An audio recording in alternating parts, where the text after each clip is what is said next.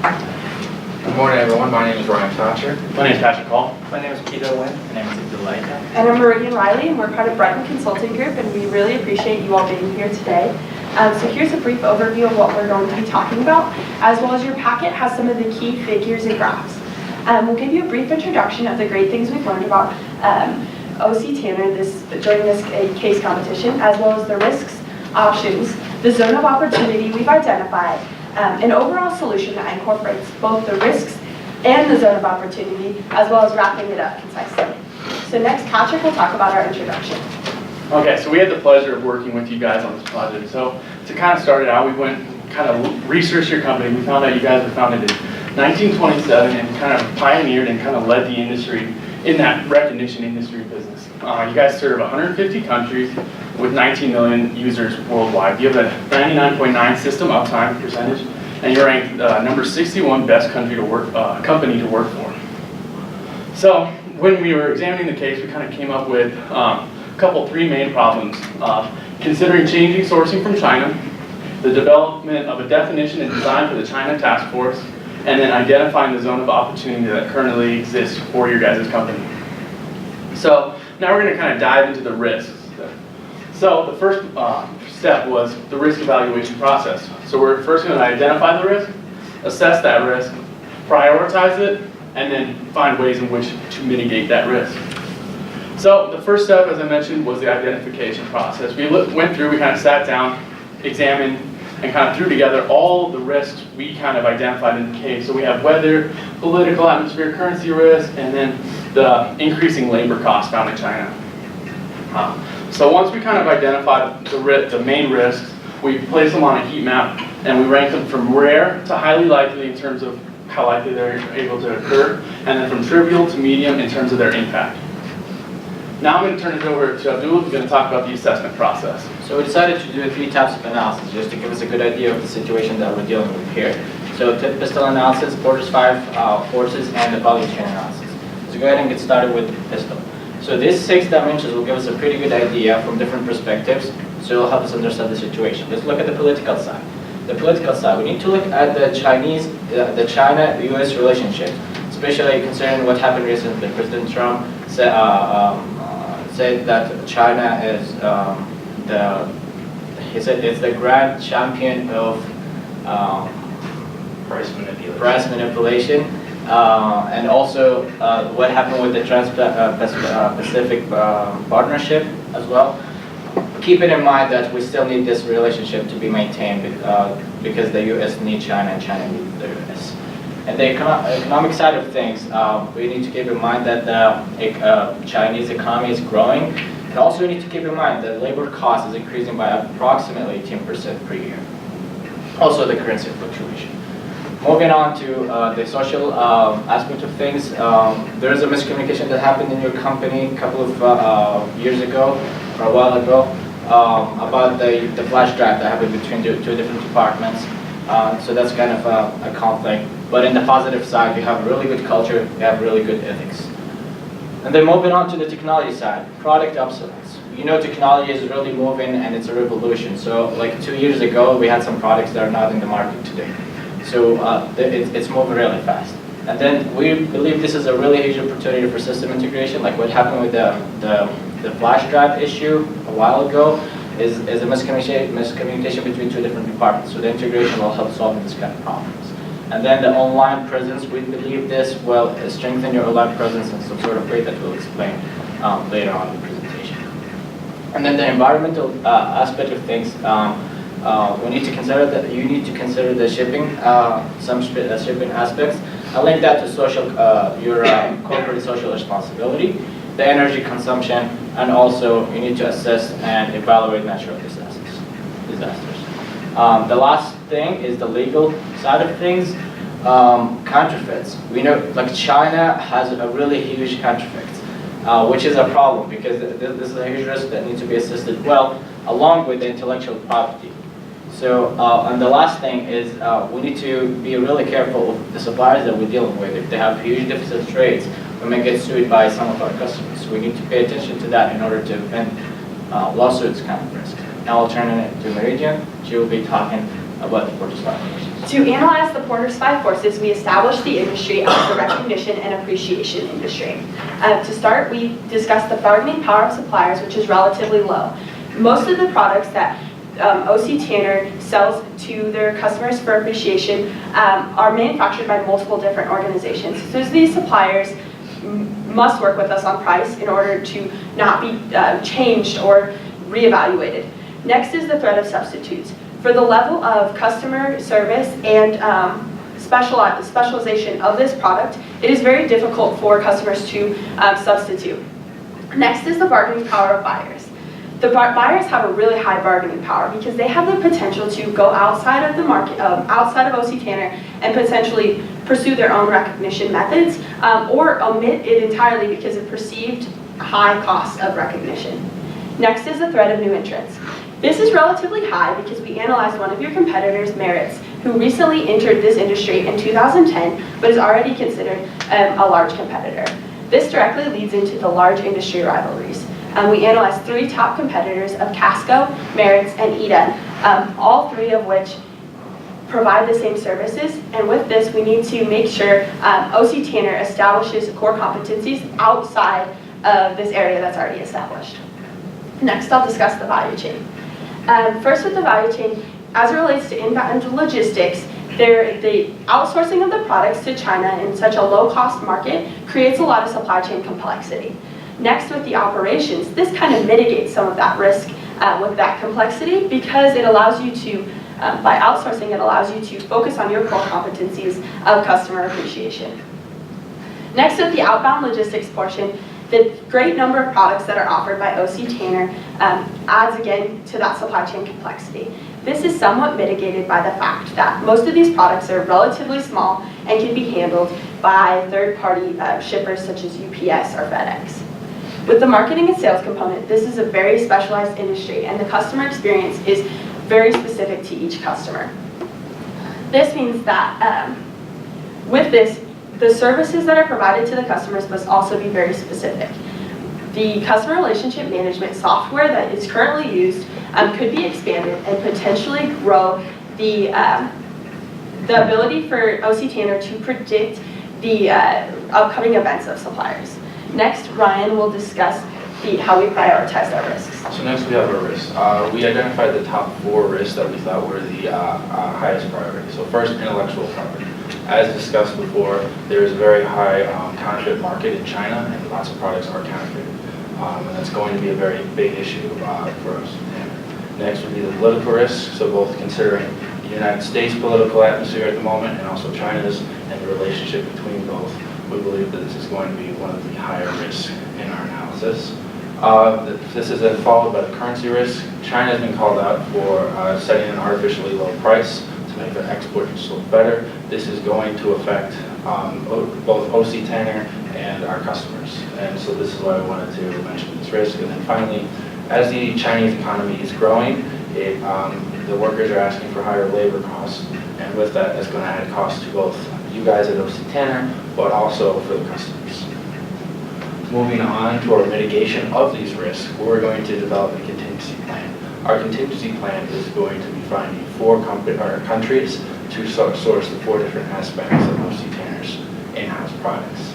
From this, we're also going to create a China task force. The China task force is going to look at the 4 risks that we just talked about and actively monitor them using a scorecard to see what the atmosphere is in China and if it's time to move into the new contingency countries. Next, we'll move into our options. So we have 3 options for today. First, option 1, the current situation is status quo. We're going to keep it as it is, and we'll continue to produce in China and just disregard the risk and take the political and risks that could happen with staying in China. Next would be option 2. Option 2 would be completely moving away from China and going to our contingency countries and sourcing those 4 individual products from each country. Finally, we have option 3, and option 3 is a combination of 1 and 2. So at the moment, we will continue to work with China and try to strengthen the relationship, but at the same time, we're going to start developing and cultivating a contingency plan with each country. Our suggestion for you guys is option 3. And to just reassess again, option 3 is one, first strengthen the relationship with China to keep that going. Secondly, to start developing the contingency countries. And then third, deploy the China task force to actively monitor the risk in China to determine, okay, should we start moving to the contingency plan? So first, how are we going to do this? First is going to be through collaboration and communication with our current Chinese producers. So what is collaboration? Collaboration is when two parties come together to form a common goal, and it's mutually beneficial for both parties. So who's going to collaborate? Obviously, you guys at OC Tanner, but also the Chinese suppliers. Now we're going to go into why we're going to collaborate. Collaborating is going to increase your profits. It's also going to reduce the cost if you guys work together. And finally, it's going to lead to greater success for both companies and greater profit margin. So how are we going to do this? First, by profit sharing. Now, with profit sharing, this is going to work on both sides of the equation. So that we're going to do this through active communication and transparency with both OC Tanner and China. So next we have our scorecard. This is for the China Task Force. As you can see, we have our 4 risks, highest risks that we mentioned previously, and we set each line is multiplied across to get a score. The Chinese Task Force is going to actively keep up to date with news, currency changes, and anything like that, and adjust the scores accordingly. Once we've decided that once at least 3 out of the 4 risks here are in this red color at the bottom, which is a score of 700 plus, then we suggest we start really looking into the contingency plan and transitioning out of China into our new countries. Next, Peter is going to talk about the countries that we've chosen for our contingency plan. So for the contingency plan, as Ryan just mentioned, we will go for option 3. So we will still be sourcing from China, but we will look for a multiple contingency countries for our different brands from OC Tanner.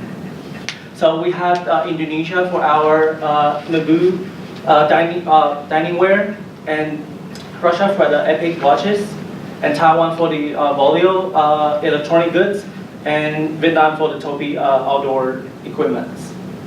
As you can see from the chart, it has the original manufacturer price from our domestic manufacturer and our current supplier. In case any situational event happen, we will move our manufacturer to Russia to produce our Epic watch.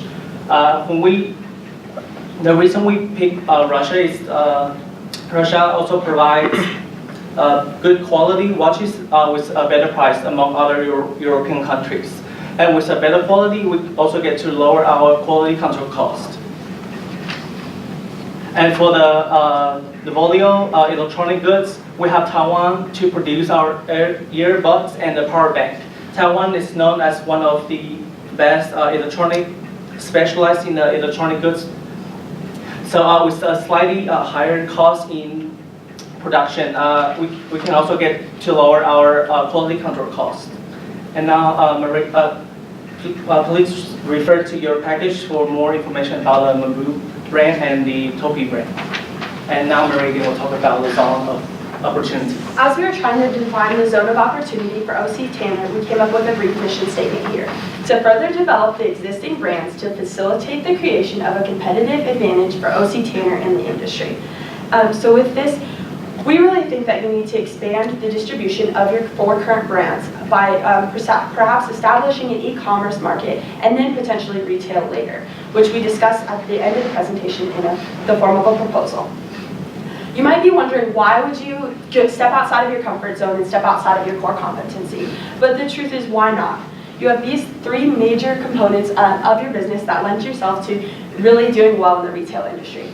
So for your culture, you're already focused on lean strategies and continuous improvement. Both of these lend well to that customer-focused approach you've taken to the appreciation and recognition industry. Because you have this customer focus, you are able to quickly adapt and change your products to meet the customer needs as they change.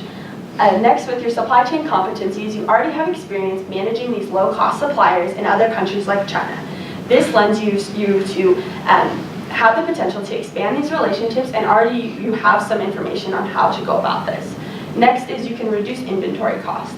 You'll have a more regular production schedule and be able to more adequately forecast demand for both sales in the e-commerce industry as well as within your recognition and appreciation zone. Next is you can offset some of your other expenses through cost savings and revenue growth in this new department. You're already established in high quality products that are already in production. Because you already have some knowledge of this production line, it would make sense for you to expand this and grow further to assist with brand recognition. Your current clients are giving your products as gifts to their employees. So the employees will have positive experiences with these gifts and will search them out in the marketplace. This leads to improved brand image. Next, we have the positioning map. So we've kind of rated Epic as middle of the range in price and quality. This makes it a great solution compared to the Timex of the low quality and low price, and when compared to the Rolex of the high quality and high price that you already use in your appreciation programs. You can view the rest of those positioning maps located in your packet. Next, Ryan will discuss the solution. Okay, so next, our solution is broken down into 5 parts, and this is just to reiterate our point for option 3. So first, the solution consists of working with our suppliers in China. We're going to continue that relationship and try to strengthen that relationship.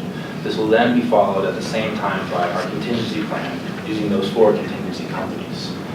Then followed by this, we're going to start an e-commerce campaign to start selling more product. And this will happen. With doing an e-commerce campaign, we're going to need to plan a little bit more inventory and do some more forecasting for demand, and then finally marketing of our e-commerce solution. So if you can refer to your Gantt charts, this is for our final project proposal.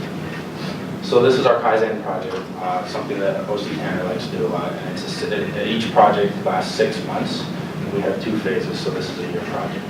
First, again, we're going to keep, and this is for the entirety of the project, we're going to maintain and strengthen, or try to maintain and strengthen the relationship with our suppliers in China. At the same time, and during the entire span of this project, we're also going to try to cultivate our contingency plan and try to get a better relationship with our new countries. This will then be followed by e-commerce design. What this is going to be is we propose to create a website that sells only OC Tanner products, the products that we previously mentioned. It will be an e-commerce website where customers, if they know the brand, they can start buying products from you. But with that said, if we're selling products outside of just the gift boxes, the customer appreciation boxes, we also need to increase our inventory and forecast a little bit more demand. And then finally, marketing strategies. We propose that one, on the original OC Tanner website, we start marketing the sale of your special products that you make, but also the packets and pamphlets that you hand out and the appreciation boxes, something verbiage that says, if you like these products and want more, please visit this website, which will increase your brand recognition and your market share. Now, Abdullah is going to do the second part of the Kaizen project and the second Gantt chart of the packet. Now, if you look at this first phase, it's kind of a test phase. So if we do a website, we're just testing this in the first 6 months. Then looking at the second phase, we need to do some analysis because we need to see how are we doing, and we need to assess that and then build on top of that. So the analysis we will do is going to give us some really good idea about the supply, the demand of the products that we're going to sell through our website. Based on this information, which based on the analysis that we did earlier, we think some of the products will do really well. We decided that you should take your top product and then move into retail. But that has to be pilot because we still need entering a new stage, which is the retail stage. That's totally different from the e-commerce. So we were just testing in that case. So you can deal with one retail, put all our top products and see how they do. After that, we also recommend going, which if our top products do really well in retail, we recommend even going further. Now we know that you are an employee appreciation company, but why not appreciate your customers' customers as well? So you can have that as a bundle together when the customer comes to you, so you appreciate your employees as well as their customers with some sort of products that can be different somehow. And then the last thing is you can even expand your brands because you tried the e-commerce, it worked, top brands. We went to the retail, it worked. why not expand more? If we're going to fifth, sixth brand, whatever we see based on the analysis that you need to do, based on how the website is doing and the retail, you can expand, you can further expand your brand. Now I'll turn it to Megan, and she's gonna. That's the time. Brief overview of what we talked about. Do you have any questions for us?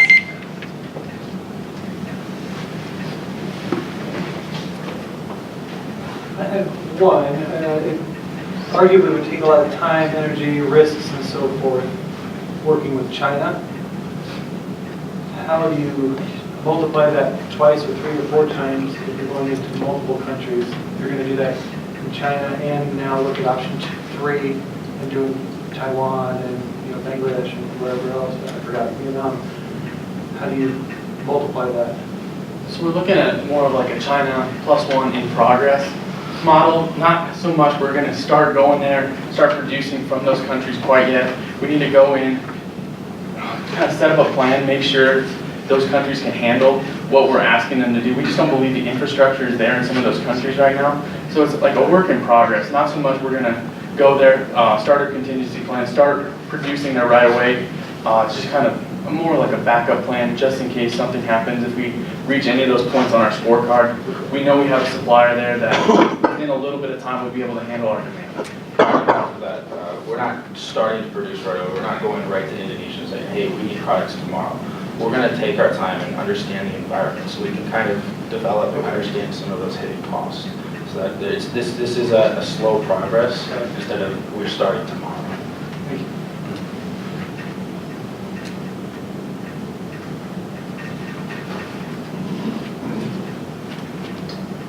So a couple of questions. So like on your backup trucks for Indonesia and for Taiwan, you showed the distribution costs being the same for each of those countries. Could you explain that? The distribution cost is given by the case, as we see. For the case they given for the US and the China, they are all the same cost, so we just assume they're gonna be the same number for everything. Do you believe that? Same thing with your coordination costs. Do you believe that it costs the same to distribute your product from the United States, from China, and Russia? No. But with that said, we're not rushing directly into this. When we're going to when we're going to look and develop our contingency plan, we're going to take our time and assess all the costs. So we do not have assumptions, but for the scope of the case, we just went with the same assumptions the case would make. As well as this is a dynamic table, so at any point we could change the numbers and adjust them, and it would cascade through the rest and make those adjustments. So as we proceed through that 6-month contingency plan in the Kaizen process, we would be able to forecast that better. Yeah, so like for example, your coordination costs, because obviously to coordinate in Russia is going to cost a lot, China's going to cost a lot more than coordinating, and that would change your numbers dramatically from what you have up there. And so both of these numbers were given by the case as well. So this is the only one that we just forecasted based on that. So we didn't want to change what was given in the table in the case. So you assume that the numbers? Yeah, so we just made the assumption that they were correct, yes. Not necessarily.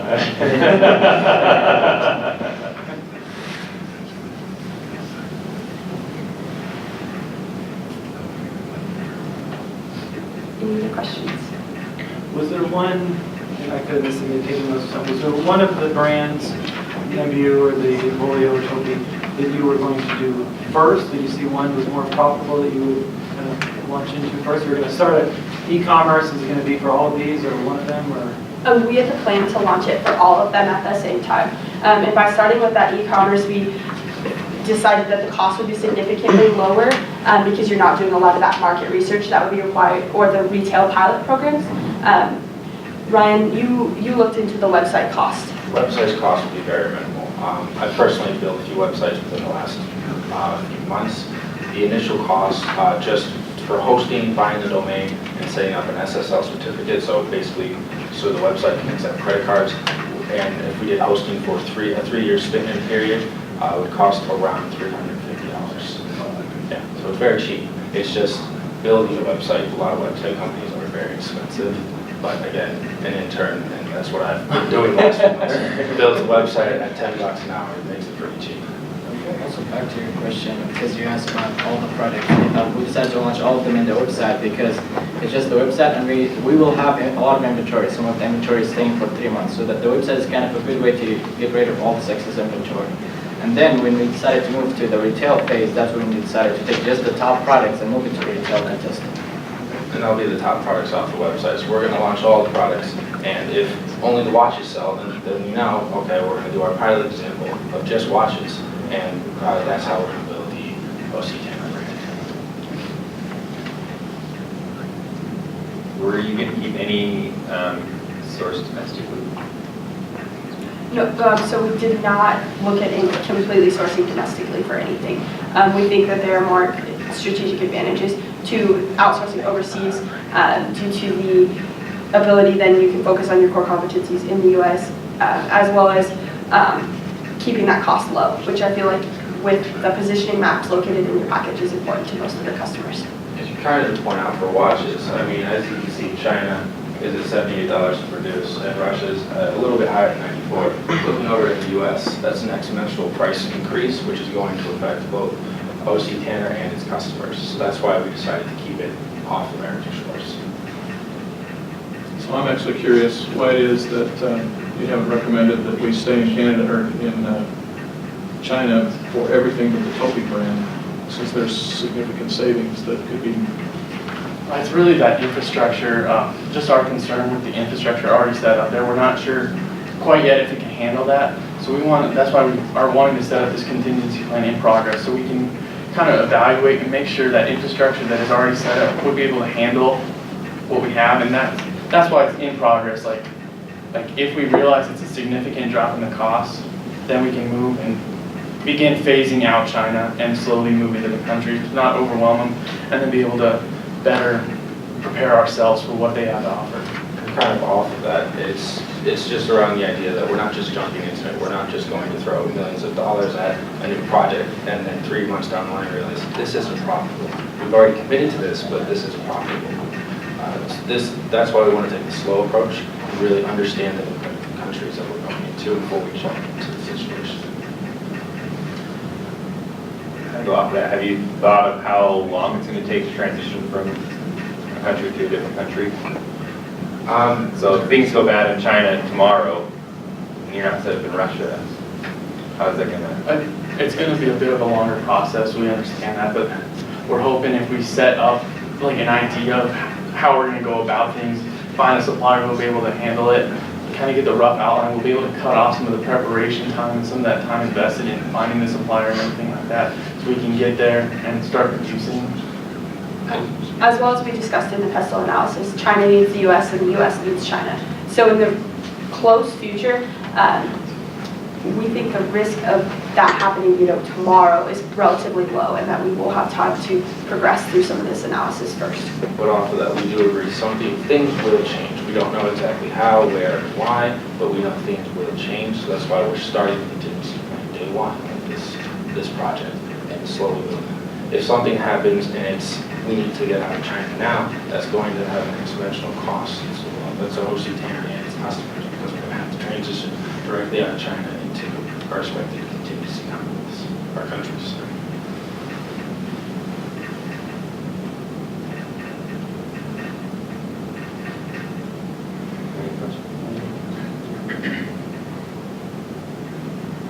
Perfect. Well, thank you very much. Thanks for your time. Thank you. Thank you. Thank you.